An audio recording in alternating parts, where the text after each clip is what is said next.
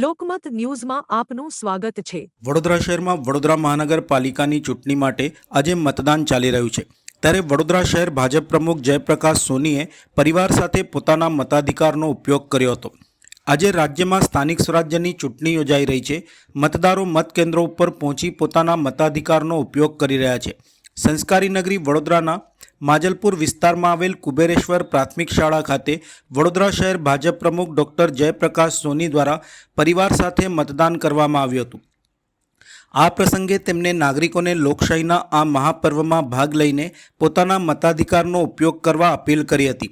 મતદાન પ્રક્રિયા દરમિયાન મતદારોમાં ઉત્સાહનો માહોલ જોવા મળી રહ્યો છે। ગરમીને લઈને શહેરના વિવિધ મતદાન કેન્દ્રો ઉપર વહેલી સવારથી જ મતદારોની લાંબી લાઈનો લાગી રહી છે। હાલ શાંતિપૂર્ણ વાતાવરણમાં મતદાન પ્રક્રિયા આગળ વધી રહી છે।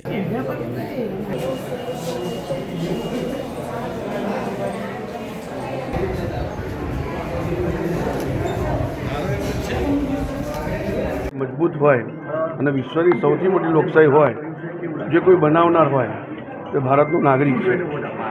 નાગરિકોએ પોતાનું કર્તવ્ય નિભાવવાનો સમય છે। બંધારણની અંદર જે આપણને મતદાનનો અધિકાર આપ્યો છે એ અધિકાર નિભાવવાની આજે દિવસ છે।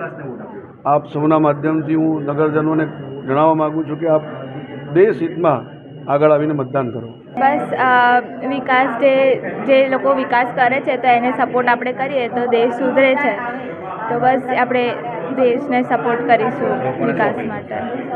લોકોને એવું અપીલ કરીએ કે તમને જે સારું લાગે તમે એ વોટ કરો અને તમને જે લાગે કે વિકાસ માટે તમારે જે કરવું જોઈએ આગળ માટે તો જે સારા લોકો છે એને તમે સપોર્ટ કરો।